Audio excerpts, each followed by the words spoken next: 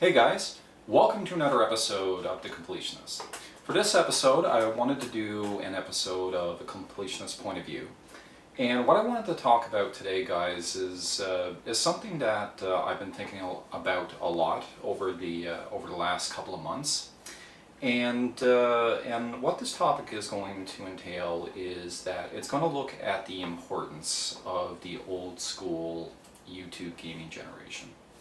And what do I mean by the old school YouTube gaming generation? Well, basically what I'm talking about is I want to talk about channels that have been on the YouTube sphere for a long time, that have been a part of YouTube probably for the last 9 or 10 years. But what I really wanted to look at is I wanted to look at the channels that have less than 10,000 subscribers.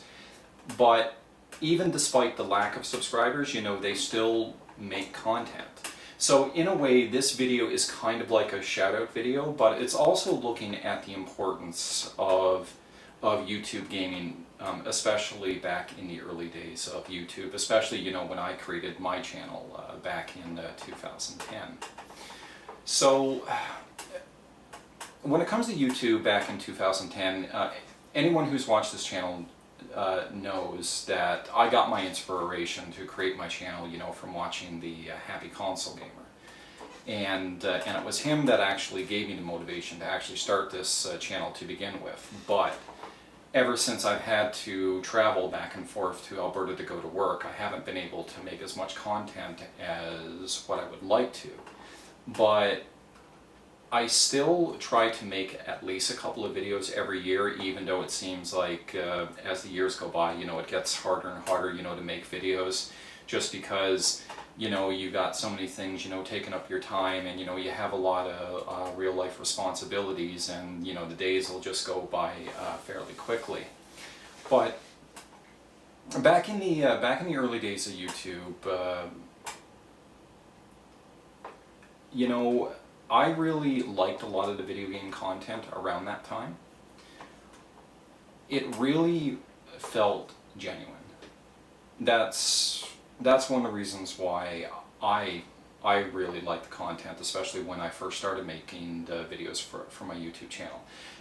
This was before the days of, ad revenue and Patreon and crowdfunding and the YouTube algorithm and things along those lines. You pretty much just had a bunch of like-minded gamers that were really passionate about what they loved, and they really wanted to showcase their love of their hobby, and also bring attention to a lot of video games that I'm sure a lot of us weren't even aware of, especially when we started watching those videos for the first time. And back in 2010, 2011, especially for a lot of the YouTubers that were around, for that time, three of the most popular video game channels at that time, anyone who's been on YouTube for a long time used to call these channels like the big three. And those three channels were, the Happy Console Gamer, Games281, and Pete Dorr. And that was kind of the nickname that they had. They were called the Big Three. And I'm actually subscribed to all three of them, and I'm still subscribed to all three of them because they still continuously put great content out there, and I'm really grateful that that they haven't gotten sick and tired of actually making videos for the YouTube platform. But Happy Console Gamer and Games281, they still make content regularly. Pete Dorr doesn't make content as much as what he used to, but I think he spends a lot of his time on Twitch, but I don't really spend a lot of time on Twitch, to be perfectly honest. But he still finds the time to make a couple of videos a year, and I'm always very grateful for that, because I think one of the reasons why especially those big three channels have always been appealing to me is because their content at their very core hasn't changed. It's very basic, but not basic in such a in a bad way. maybe a better way to put it is it's simple. And I often have a saying that, you know, for me, simplicity is the spice of life. You know, for a lot of Johnny's videos, you know, he's usually, you know, kneeling or, you know, sitting down in front of his table, you know, in his game room. You know, Pete Dorr, you know, the majority of his videos, you know, he's always standing in front of his video game collection. And, you know, for Games 31, he always does his, you know, his system reviews and, you know, game reviews, you know, either on his couch or, you know, in his game room. But the thing is over 10 years, you know, things will eventually change in your life. You know, not only for these 3 big channels, but for all of us as well. You know, some of us have gotten married, some of us have had kids, and you know, when you eventually grow up, you know, priorities change in life. But you know, I'm always happy that these 3 channels have stuck around, and their content has stuck to the very core of what has made their channels very enjoyable to begin with. And in hindsight, their content hasn't really changed, but I think it's the fact that their content hasn't changed is what truly makes them enjoyable to watch. But now these days, you know, obviously, you know, there are a hell of a lot more gaming channels out there, and there's a lot more ways, you know, to get your gaming content out there. So those 3 guys, they're not the big 3 anymore. They're probably not even within the big 100 anymore, because there's simply, you know, a lot of other gaming channels out there that have a much higher subscriber count than what these guys have. But for me, their content has always been enjoyable, because one of the main reasons why I've always tried to enjoy YouTube is that I don't look for products. If you want to push yourself as a product, you have the freedom to do so. But I'm not interested in products. I'm not interested in mixing money with the YouTube platform. What I'm interested in is people and their stories and their love of this video game hobby. And I think, you know, and I think back in 2010, 2011, you know, the big 3, having Console Gamer, Games 31, Pete Dorr, you know, they've always kept that it's about the person mentality and not about, you know, the product that they actually put out there. And it's one of the reasons why, you know, I've always enjoyed their content. But, you know, but dialing it back a bit and not looking at big channels anymore, you know, there are 5 channels that, you know, I want to talk about that have less than 10,000 subscribers, and yet they still find a motivation to actually put content out there, and I'll always forever be grateful for that. Because listen, I don't want any of these like 5 channels to see this video and think all of a sudden you know, you need to start making content much more often, because you don't. Because I have enough common sense to know that there's a person behind every channel. And with that person comes a life that I am completely unaware of. And they may not have a lot of time to make a lot of videos. And you know what? That's perfectly understandable. As long as you're happy and you're living your life the best way that you see fit, in my eyes, that's all that matters. So for the first channel that I want to talk about, guys, I got a cheat sheet there on the computer, so I'm just going to have to look there a bit. The first channel I've been subscribed to for a really long time. He first created his username back in 2006. So, and he's been putting out content, I think, since like 2010, 2011. Personally, I think he's one of the best retro video game channels out there. And from my understanding, I think he was one of the first channels that actually did really good reviews on a lot of Neo Geo, you know, PC Engine games. And even to this day, I still love the opening song in his video. I still think it's one of the best retro video game openings on a channel that I've ever seen. And it's just that it just really tugs at the nostalgia strings for me, because it really reminds me of probably the happiest time I was when it came to playing video games, because I just loved you know, a lot of the sprite-based games of that time, especially, you know, the arcade games of the early to mid 1990s. And that channel is Retrosnow, or Bracy. That's his actual name. Bracy, I'm glad that you're still making content. I really am, even though I completely understand, you know, you don't have the time to make as many videos as, you know, what you used to. You know, you might only make 2 or 3 videos a year, but those 2 to 3 videos a year that you make, it's always worth it. It always is. And I know, like I said, you know, you're a happily married guy, you have an adorable daughter, you know, you work a full-time job, you know, you're in a band, and, you know, you're living life to the fullest. And in hindsight, that's all that really matters. And it's just that, you know, I always tell you on your Facebook page that, you know, your daddy-daughter moments are, you know, some of the most adorable things that, you know, I ever see, and you're just killing it.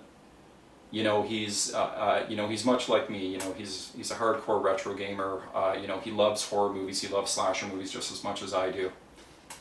And he has been around the YouTube sphere for a really long time. And as far as I'm concerned, you know, he still puts out some of the best retro video game reviews out there, even though, you know, he only makes about two to three of them of a year. But, you know, whenever you find a free time to do it, you know, I hope you can make at least, you know, one video a year, and you know, keep doing the channel as long as you feel like doing it. Because as far as I'm concerned, you know, your retro reviews are some of the best out there. And never lose that opening theme song on your review videos, because it's still one of the best opening themes I've heard with regards to all the time that I've been on YouTube. So anyway, you keep kicking butt, my friend, and you know, you make the content whenever you find a free time to make it. All right, so the second channel that I want to talk about, throat's getting a little dry. My wife's My Little Pony glasses. I've been subscribed to this guy for a really long time. He's a Brit. Probably got some of the best banter and puts out some of the most well thought out arguments out there. Always finds a way to make me laugh. He does make content a lot more regularly, and he does live stream quite a bit as well.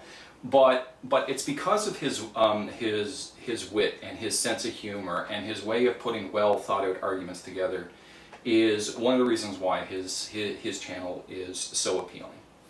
And some of his ideas are so off the wall and are so hilarious. You know, he does have the ability to actually make his video go viral, and I know, you know, he's had a few videos that's cracked the 10,000s of views and hundreds of thousands of views, but yet he's still a channel that has less than 10,000 subscribers, but he's still an awesome channel to watch.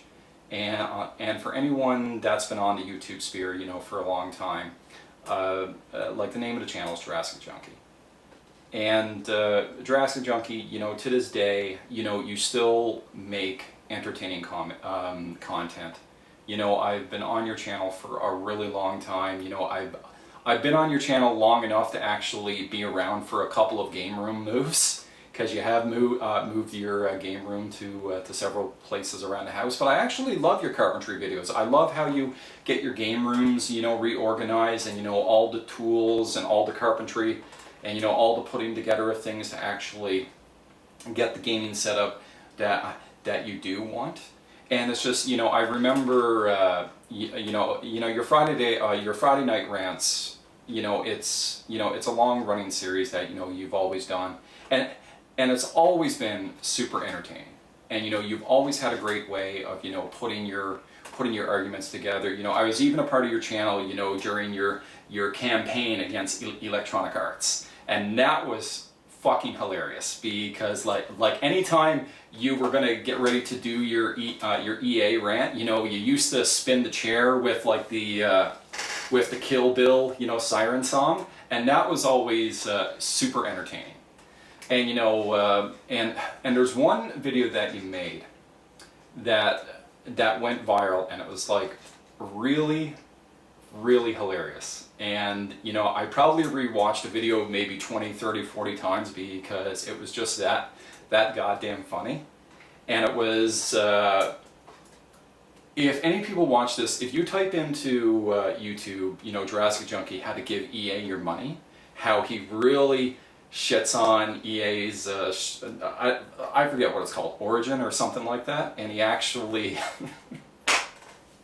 it still makes me laugh to this day. And you know, he basically takes his keyboard and cuts it and smashes it and sets it on fire. And to this day, it still makes me laugh, and it's just an awesome video, and I think it's a true testament to your sense of humor and your dry wit. And it's just, you've always been an awesome guy to actually put your arguments out there really well. And you know, thanks for keeping us informed. You know, for a lot of the crappy things that happen in the video game industry. But you know, I'm happy to say, you know, he still makes content regularly, and you know, keep making the best content you can, because your channel is an absolute delight to watch. And you know, he first signed up for YouTube on his username back in 2010. So you know, he's one of the old school YouTube guys as well. So for the third channel, guys, is a guy I've been pretty fortunate that, you know, I've actually met.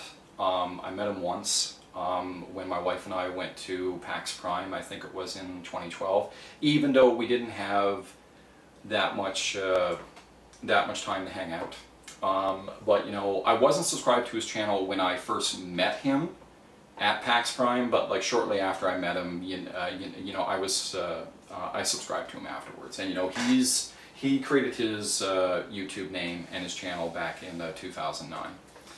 And the one thing, you know, I will say about this guy is that he is very blunt, and he's very to the point, and he is not apologetic whatsoever. He will tell it exactly what it is. And you know, he's not going to apologize for anything he says, because he truly believes in what he feels about video games and the collecting scene and anything along those lines. And you know, that kind of brutal, unfiltered honesty is something that's sorely missing from this platform. And you know, I think he puts it in such a way that, you know, his content has always catered to the blue collar gamer, just to the gamers that may not have a lot of free time to game, that, you know, are having a hard time, you know, balancing their gaming life with their real life responsibilities. And he's always made really enjoyable content, regardless if it's him just bashing, you know, the video game collecting scene, or, you know, talking about, you know, some of the games, you know, he actually plays, or, you know, some of the games that he actually picks up. You know, it's always a delight to watch, because he's not going to sugarcoat anything. He's going to tell you exactly how it is in the most brutal, honest fashion. And that channel is Ballin' Nick 1982. Now, Ballin' Nick 1982 is another channel that doesn't make content regularly. You know, he puts out a couple of videos a year. But you know, he's been around a long time, and I'm grateful and I'm happy to see that he is still around, and I hope he does still stay around, because I think his unfiltered honesty is something this platform desperately needs. You know, Nick, I chat to you, you know, on Facebook, you know, every once in a while, but you know, I know you're busy. You know, I know your job can drive you insane, and you know, like I said, you know, you have all the responsibilities in the world, man, and the fact that you find a way to balance it all, you'll always have my respect for it. You know, one thing I do remember, you know, from Nick's channel is he was really one of the first ones that I recall that really called out video game collecting as a dick swing fest. And I really appreciated, you know, his as I said before, unfiltered honesty about it, because, you know, he made a video talking about that, you know, he did have Little Samson at a time, but he didn't see the reason to hold on to it anymore. He didn't. He just pretty much called out what Little Samson was, and, you know, how it didn't really mean much to him anymore. So he got rid of it. And it's just, you know, he did a really excellent job of calling out, you know, like video game collecting, in the sense that you should not be defined by what you own. The fact that if you own a $500 or $1,000 video game, it doesn't increase, you know, your gaming credibility, or, you know, anything along those lines. And, you know, he really put that argument really well. And I can't remember, you know, when that video was made, but it's just but he did not see the game as a status symbol anymore, and he didn't understand the reason why something like that would even be a status symbol. And, you know, I still remember that video to that very day, because he put a lot of his arguments together really well.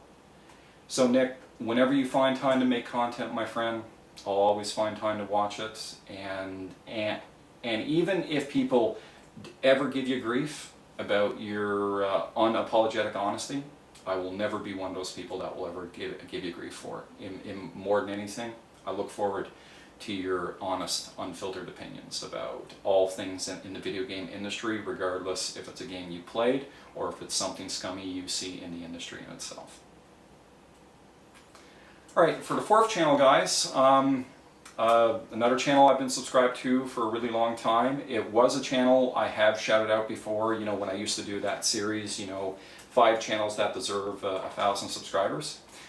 He's had his channel, he created his channel back in 2009, or created his username back in 2009. As far as I'm concerned, he's a Dreamcast expert. That's the best way I'll sum it up, because he has a fully complete American Dreamcast collection, and I think he has like a 60 to 70% like Sega Dreamcast Japanese collection. And he's always been one of those types of channels that a lot of people always like to say, oh, you know, you can't create original content on YouTube anymore. You know, all the good ideas are taken. Bullshit. You know one great channel that still makes great original content, because he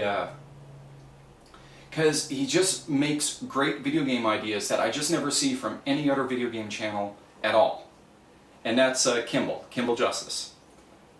And I always say on his channel, you know, he's the best radio voice in all of gaming, because even if he didn't have a channel, just the way he speaks and articulates, he's just great to listen to, and just mix it in with a video platform, and he just comes up with these great original video game ideas. So I don't want to hear anybody fucking say that there's no original ideas on YouTube anymore. You want to see great original ideas, go watch Kimball Justice. But he's like 60,000 subscribers.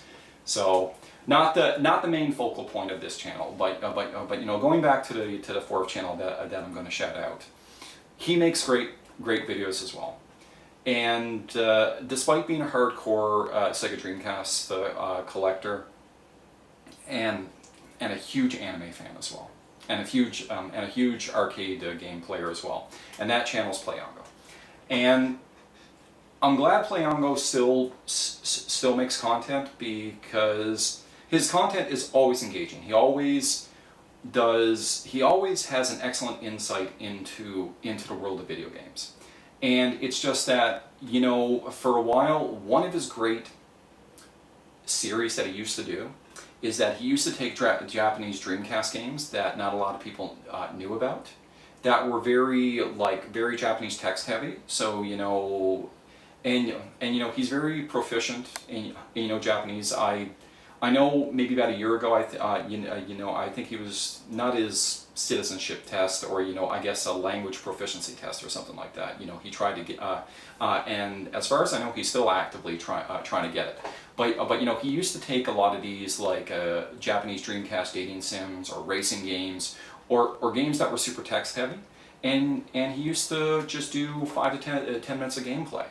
and actually, you know, tell us what the game was about and what these options on the game are, and, you know, how the game actually plays, even though if you weren't proficient in kanji or, you know, the Japanese language, you know, you wouldn't know what you were doing.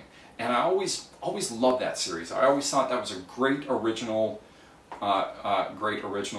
series that he used to do. You know, he talks about a lot of anime that he watches, and he's much like me. He watches both old school stuff and new school stuff, and, you know, I do take his opinions very seriously, you know, when it comes to his anime tastes, because his anime tastes pretty much go all over the place, and that's great, because for me, anyone who knows me and my anime tastes is, I don't necessarily like to watch stuff that's popular. I like to randomize things, because I like to find hidden gems. I just don't want to stick what's popular or critically acclaimed, because, you know, sometimes I just like to pick an anime at random, and who knows, it could be a total piece of shit, or it could be a completely hidden gem.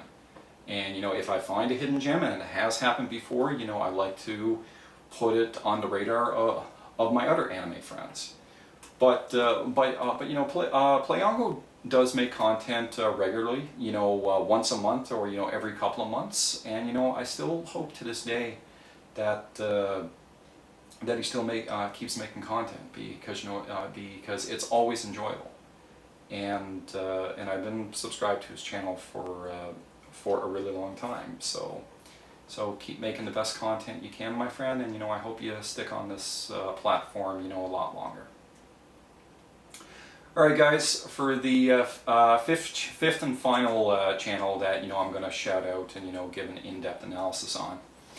It's a channel name that maybe a lot of us are not familiar with, but the real name of this person probably, I wouldn't say it's infamous, but, you know, we all know it. Anyone who's been on YouTube for a really long time knows this name. And the name of the channel, and I'm probably going to butcher this up, but it's Lactobacillusprime. Now, if you're not familiar with the channel name, you're going to be familiar with the guy who runs the channel, and that's Mark the Gear. Anyone who's been on YouTube for a really long time, especially in the YouTube gaming sphere, is familiar with the name Mark the Gear.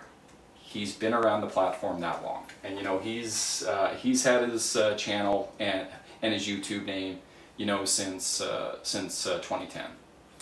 And Mark, your content is always all over the place. I never know what to expect with you, but it's always enjoyable.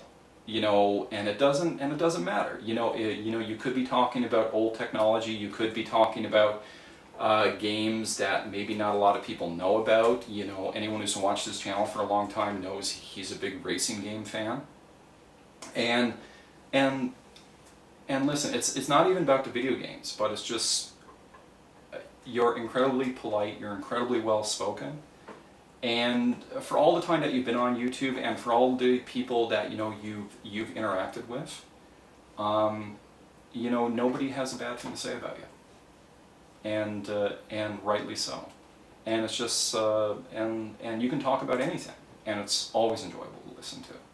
And it's just, you know, sometimes, you know, you on your Facebook, you know, you take pictures of. Not necessarily Facebook, but, you know, on YouTube, you know, and Facebook as well, you know, of your mornings, and, you know, the sun coming up, or, you know, setting over the horizon and stuff like that. And it's just, I think one of the best things about your channel, it does a really good job of, you know, mixing real life, you know, with the video game hobby, and I think it's something that, you know, we don't see very often. And it's just, I think seeing content like that, especially for a lot of us older channels, you know, it kind of puts us on the same pedestal, because at the end of the day, gaming is just a hobby, you know. And I think for a lot of us that, you know, it's not a way of life. It's just something to be enjoyed from a simplified point of view. And I think your channel exemplifies that perfectly. And it's and you're always a great storyteller. You know, regardless if you're fiddling around with television settings, or, you know, just telling us about your life. You know, it's always enjoyable to listen to. And And you know, much like Playongo, you know, you still make content maybe once or twice a month, or you know, once every couple of months, but it's still enjoyable to watch. And I, for one, am happy that that you're still around. And I hope you still kick around, you know, the YouTube gaming spirit, because your content will always be great to listen to. And I'm glad that you know, you're still staying around and you're still finding interesting topics to talk about, because you're always well worth listening to, my friend. So anyway, guys, those are the 5 old school gaming channels that I want to talk about. But you know, just some quick honorable mentions. But you know, I've always talked about these channels, you know, to some extent, you know, on earlier videos before, so I don't want to delve into it too much. You know, my favorite YouTube channel of all time, Serraxor, runs the Bullet Heaven Show. One of the best review shoot 'em up. One of the best video game review shows. Period. Even if it does focus on the shoot 'em up genre, which is a very niche genre. But the channel's still less than 10,000 subscribers, and that's just heartbreaking, because Sarah's musical composition, the way he edits his videos, you know, his audio mixing, anything like that, you know, like the quality of his videos, you know, puts channels that have like millions of subscribers to shame, and yet he's less than 10,000, and just an enjoyable channel. Just an enjoyable channel in every extent of the word. And the other channel that I just want to quickly shout out, you know, is Klaudkil. And Klaudkil's been around a long time. You know, I've shouted him out before. Dutch gamer, biggest Sony fanboy you'll ever meet. Even though the Nintendo Switch is kind of winning him over more than anything. But you know, does a lot of live streams, does a lot of collection videos. But his content's always enjoyable, and you know, he should trademark the phrase monkey ass, because he's the only gaming YouTuber I know of that actually that actually uses that phrase. But when you flip the other side of the coin, and the channels that have decided to stick around, there's a lot of other channels that haven't. Now, this is no fault of them, because real life sometimes does get in the way, and sometimes, you know, we may not be able to make the content that, you know, we used to make, and other more important priorities, you know, happen. You know, some of the channels that I've been subscribed to, I'm not subscribed to them anymore because they haven't made content in a while. But you know, some of them have started families, some of them have started, you know, brand new jobs, and you know, I can't fault them for it. And it's much like in the way that I'm going to say about, like, the first 5 channels that I mentioned. I don't want you guys to watch a video like this and feel the need that you have to come back, because you don't. Only come back if you want to come back.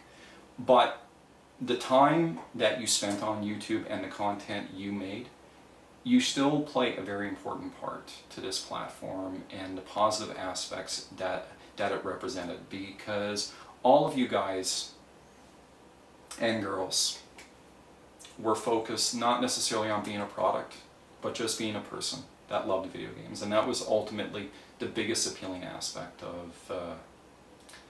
of YouTube, and what I really enjoyed about it. So, you know, some of the channels that, you know, I miss immensely are, I miss Stinky Dana, I miss Splatter Trigger, I miss Charge Back Forward, I miss Johnny Depp Fan 1433, Cyanide Breath Mints, Silver Mongoose, and many, many others. But if you do decide to ever come back to this platform, or even if you don't, just remember that the time that you did make content, it was appreciated. And regardless of what's going on in your life, as long as you're happy and you're living life to the fullest, that's what really matters. Because even to this day, guys, like, I'm only subscribed to about 155 gaming channels, give or take. And 10 of those channels are probably over 100,000 subscribers or more. 20 to 30 of them kick around between the 10,000 to 90,000 subscriber range, and the other 125 channels are all 10,000 subs or less, because I often find, you know, the smaller channels, you know, make the most honest and heartfelt content. And, you know, for as long as I am going to be on YouTube, you know, for me, it's always going to be about the people and how video games are important to you and how you want to share that love with everybody else. Couldn't care less about products. I still stick to that golden rule that I never mix money with this platform. And I think I'm much better off. So, regardless if you're an older gaming YouTuber or a newer gaming YouTuber, I hope you find a motivation to keep making content. And even if one of those days comes by and you think, you know, you've had enough, you know, it's not worth it, you know, YouTube is not going to work with you, you know, fuck the algorithm. You know, fuck all the ways that YouTube is going to work against you, because as long as you make the best content that you want to make while staying true to yourself, then in my eyes, that's all that really matters. So anyway, guys, thanks for watching another episode of the Completionist. So, you know, during this pandemic, I hope we're all self-isolating and, you know, staying safe. And, you know, check some of these channels out. And not only check them out, but, you know, watch some of their older content as well. So as always, take care, and I wish you nothing but the best. Later.